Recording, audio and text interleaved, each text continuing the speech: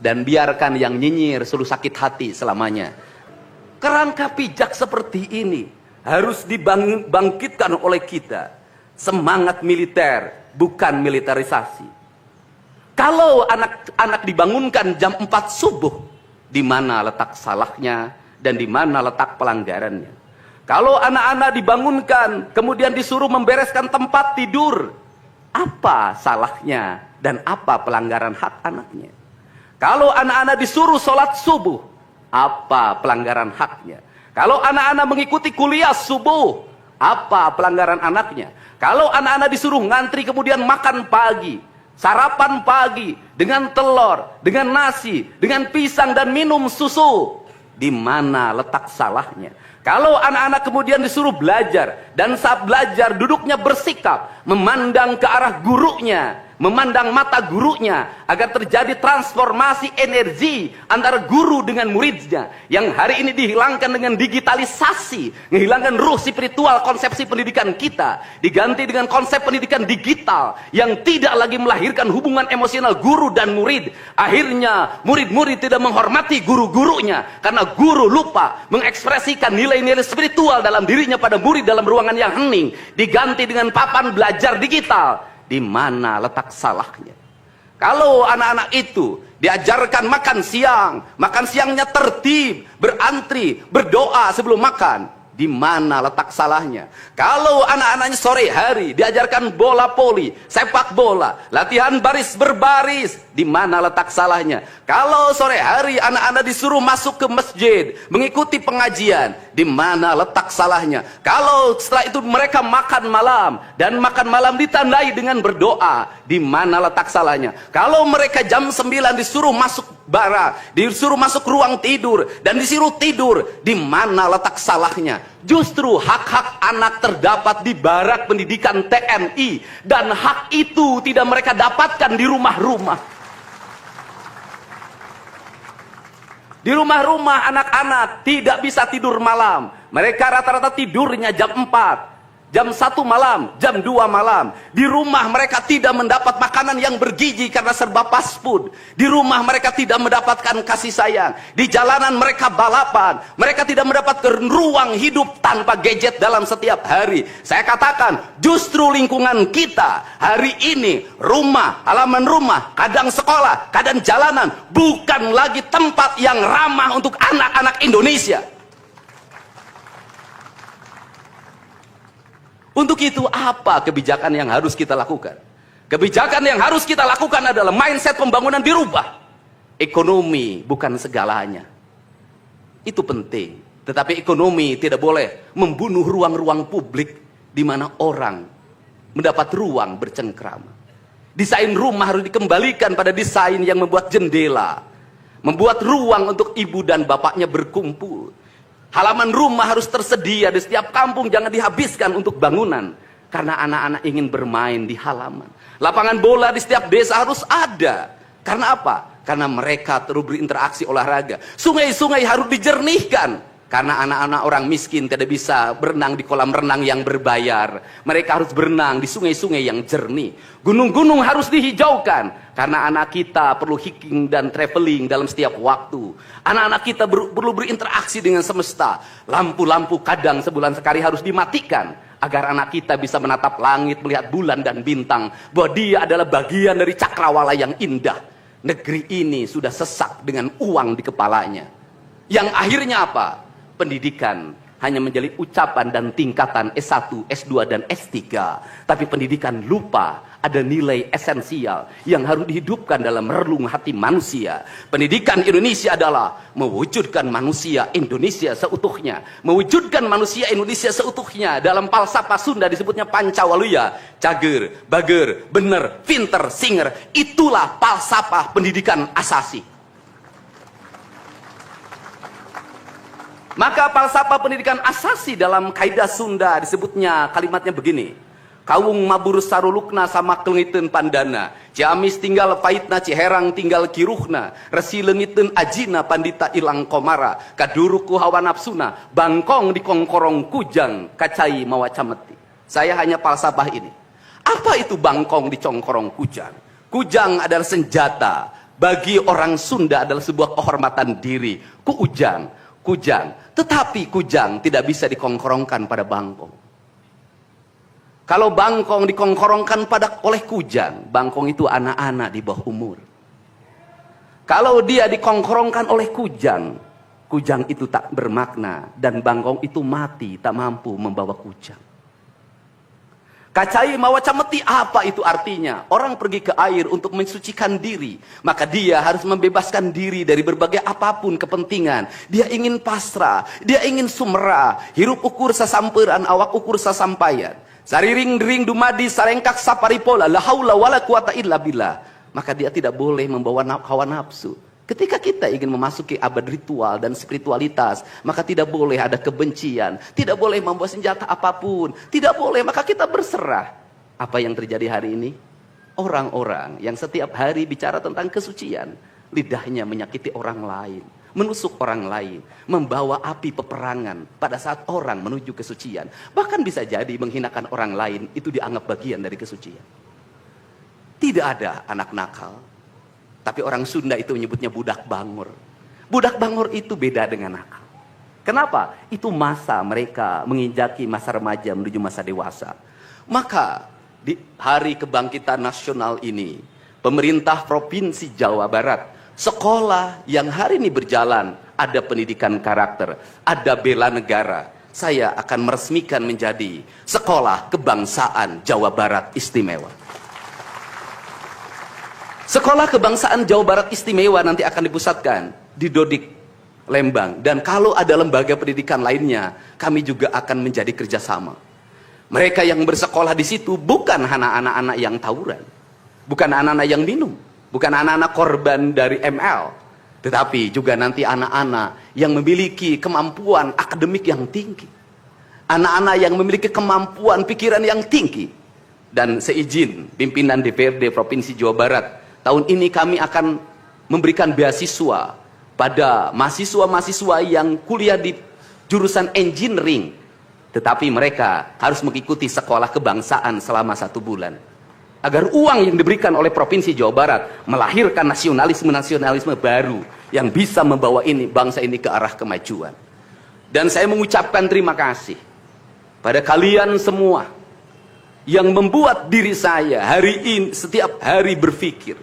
Ingat, doa yang terpancar ada 2. Saya tidak menyebut doa. Rintihan hati, bisikan hati ada 2. Ada yang berharap ini berhasil, dan ada yang berharap ini gagal. Siapa yang berharap ini berhasil? Mereka adalah kaum-kaum nasionalis yang mencintai bangsa ini. Siapa yang berharap ini gagal?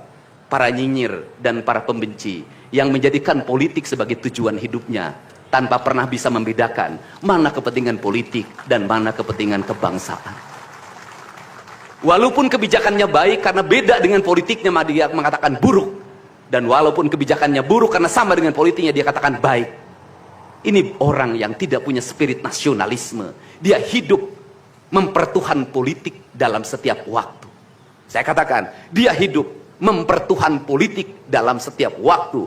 Meskipun lidahnya berkata bertuhan pada Allah, tetapi hatinya dalam setiap hari hasud dan menjadikan politik sebagai tujuan hidup. Dan barangkali bisa dilihat dari seluruh rakyat Jawa Barat, karena ini tertransformasi lewat media televisi dan media digital.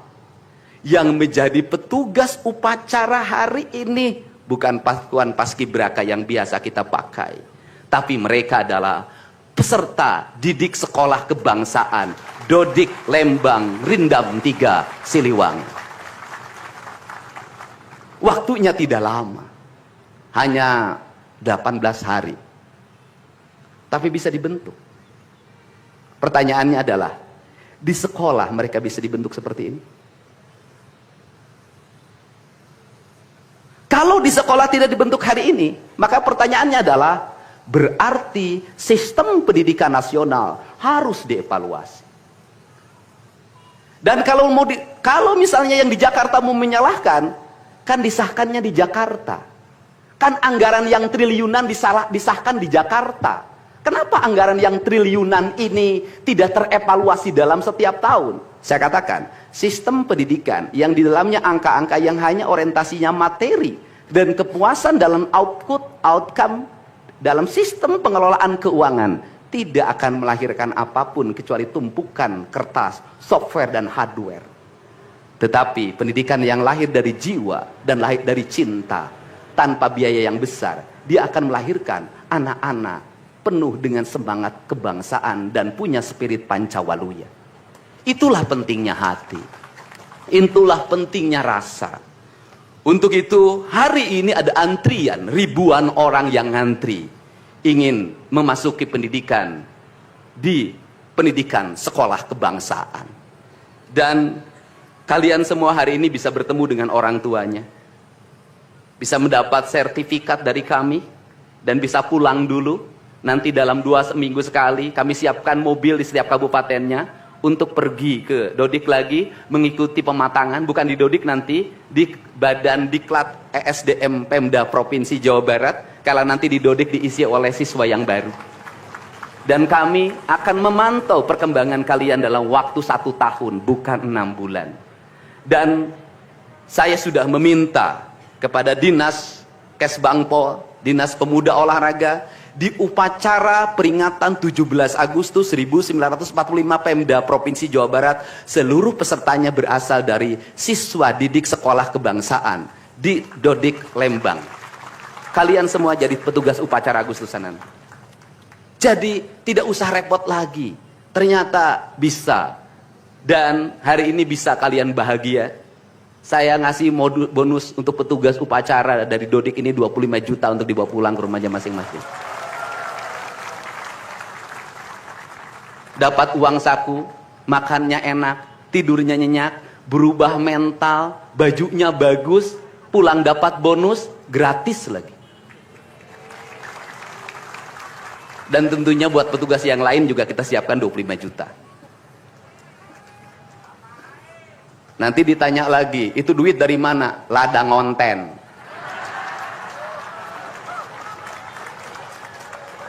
Saya selalu ditanya, Pak Deddy duitnya dari mana ngonten? Habis itu dimasalahin lagi, gubernur konten. Lebih baik dari jadi gubernur konten, punya duit diberikan pada rakyat daripada gubernur molor.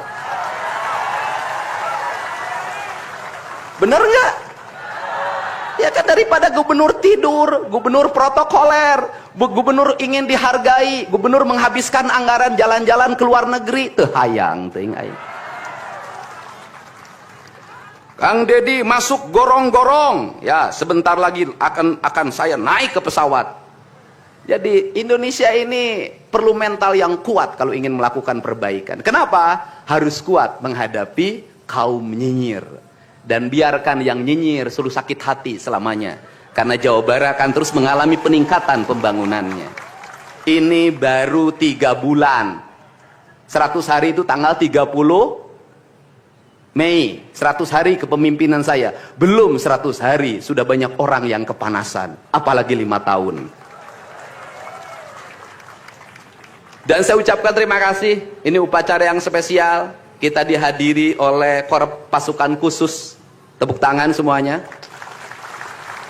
Ada Kopassus, ada Kostrad, ada Marinir, ada istilahnya apa sekarang, Kopasgat. Kemudian ada infanteri, ada cavalry. Kemudian ada pasukan angkatan laut, kemudian juga ada brimob. Tepuk tangan semuanya, keren. Dan kalian semua, para peserta, ini yang keren-keren ini anak-anak kita ini. Anak-anak kita yang keren-keren ini, kamu tengok ke kanan, tengok kiri sambil minta sama Allah, besok kamu yang berseragam seperti mereka. Tepuk tangan kalian semuanya, semangat! Semangat! Semangat! Oke, yang terakhir ini buat Biro Umum, ini harus dirubah, Pak. Pertama, ini tiang bendera menghalangi gedung sate.